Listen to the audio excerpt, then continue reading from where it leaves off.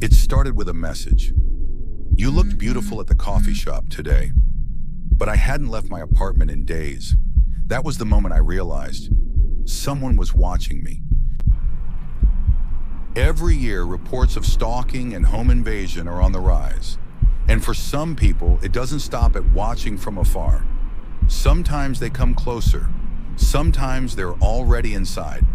This story was sent to me by someone who swears it happened just a few months ago. And after hearing it, you might start double-checking your windows tonight. My name is Jenna. I'm 23 and I live alone in a small apartment outside a medium-sized city. It's not the best neighborhood, but it's what I could afford at the time. I work from home. Most days I barely leave my place except to grab coffee or groceries.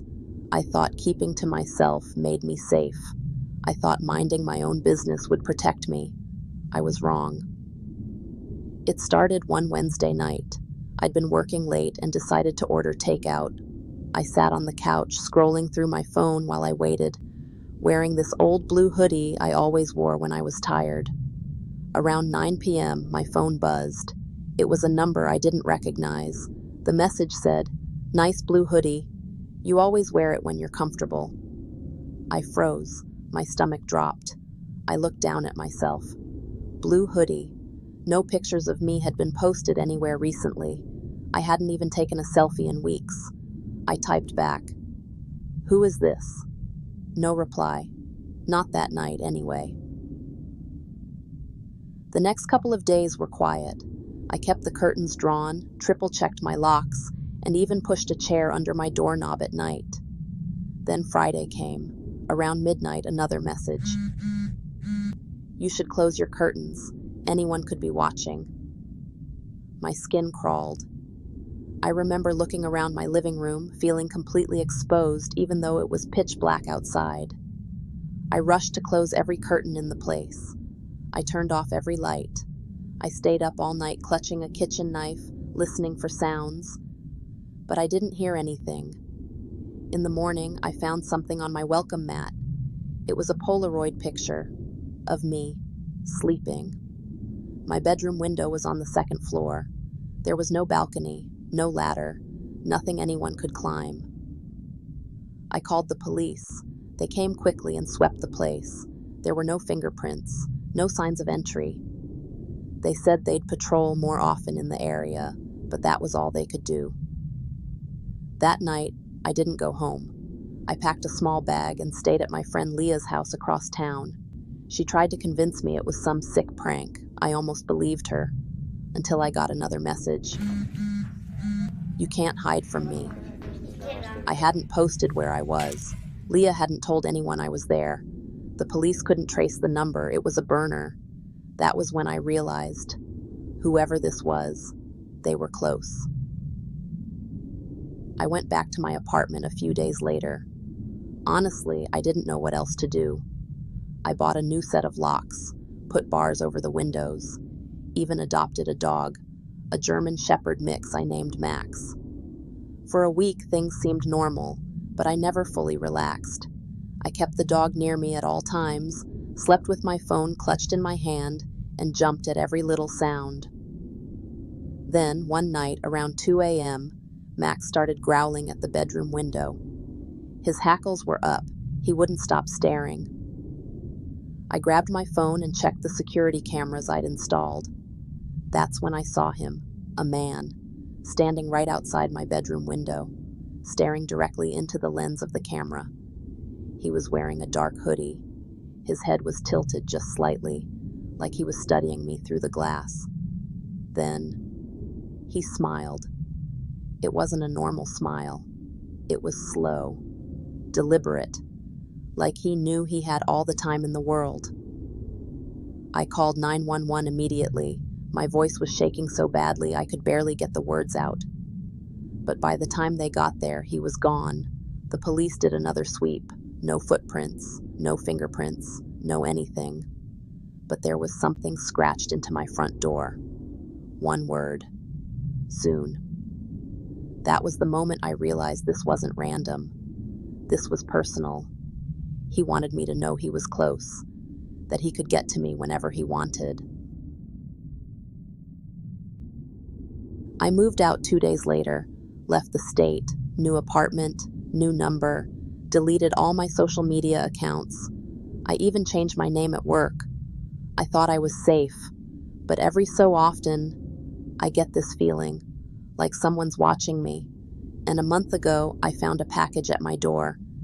Inside was a Polaroid picture of me, sleeping in my new apartment. I thought moving across the country would be enough. I thought a new name, a new job, would make me disappear. But then I found another picture of me, sleeping. You can change everything about yourself, but you can't outrun fear. This is part 2 of Jenna's story, and if you thought the first part was disturbing, you should hear what happened next. After I found the Polaroid photo on my doorstep, I convinced myself it had to be a mistake. Maybe someone found out where I lived by accident, but deep down, I knew better. I stayed inside for days. Max, the dog I brought with me, started acting strange, pacing at night, barking at nothing. One evening, he sat by the front door, whining. I checked the peephole. Nothing there, but on the camera feed, there was a single red balloon tied to my doorknob. No one in the hallway, no sound.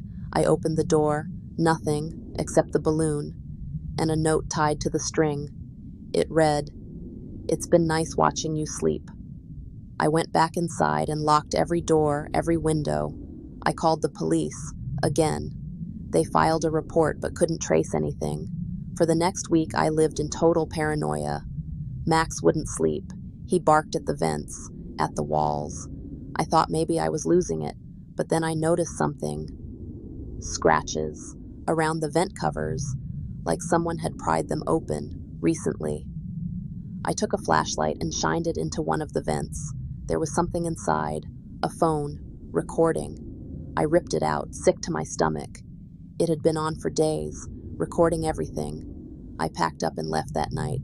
Slept in my car for 3 days before I found a cheap motel miles away. At the motel, I tried to relax, but on the second night, my phone buzzed, a message from an unknown number. Room 112, nice choice. That was my room. I didn't know what to do. I couldn't call the police. They wouldn't get there fast enough. Then I heard it, a soft knock at the door, and a voice whispering my name. Jenna. I held my breath and grabbed the bat I kept by the bed. I peeked through the peephole, no one there. But then the doorknob started turning. Slowly, deliberately. I backed away, dialed 911. Suddenly silence, no more turning. When the cops finally showed up, they found something outside my door. Another Polaroid of me, standing at the peephole.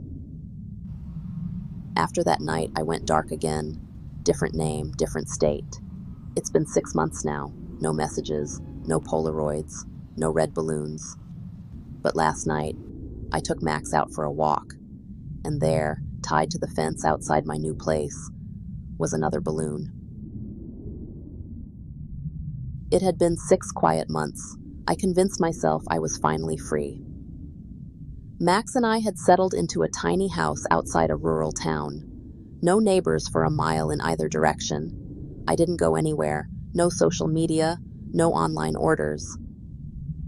Then one night, I found a package sitting on my porch. No return address. Inside, a flash drive. I don't know why I plugged it in. I guess some part of me needed to know if this was happening again, or if I was just paranoid.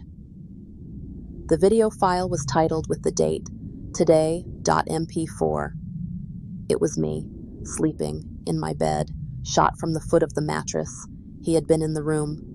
Again. I freaked out, grabbed Max, got in the car. I drove for hours before realizing I couldn't keep running. I called the only person I trusted, Leah, the friend who helped me before. She told me to come stay with her. I got there by morning, locked every door. Leah even sat up with me the first night, watching movies, trying to calm me down. The second night, she went to bed early. Around 3 a.m., Max started barking. I checked the front door camera feed. Nothing. Then I checked the back door. There he was, standing still in the backyard, just out of the floodlight's reach. But this time, he wasn't alone. There were two others, no faces visible, just shapes, watching. I woke Leah up. We called the cops. By the time they got there, they were gone, but they'd left something behind. On the back door window was a handprint, smudged, filthy, and on Leah's car windshield, a Polaroid photo of Leah sleeping. That's when it hit me. It wasn't just me anymore. Whoever he was targeting anyone who helped me. Leah begged me to leave the next day. I didn't want to, but I knew she was right. I had no choice, so I left her place and drove to a different city. That's when the messages started again. First, it was pictures of me at gas stations, walking into grocery stores, in traffic. Then the texts. You look tired. You should eat something. Running makes it worse. And finally, a single video message. It was a live feed from inside my car. He was in the back seat. That's the last thing I remember from that night. I woke up in a hospital 2 days later. The cops said someone found me on the side of the road, unconscious, but alive. My car was gone. Max was gone. The only thing left in my jacket pocket was a Polaroid of me, lying there. I still don't know why I'm alive, or if I'll ever see Max again, but I moved again, and this time, I'm not waiting for him to find me first. This was Jenna's story, or at least the part she shared. If you want to hear more stories like this, hit like, subscribe, and turn on notifications. And if you think you're being watched, you probably are. Stay safe and trust no one.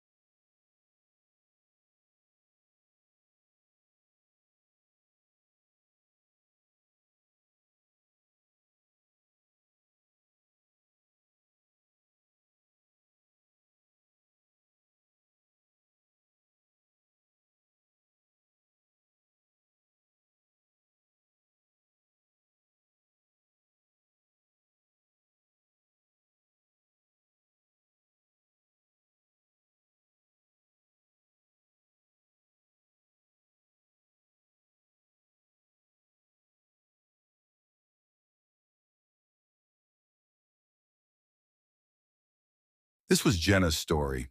If you want to hear more stories like this, hit like, subscribe, and turn on notifications.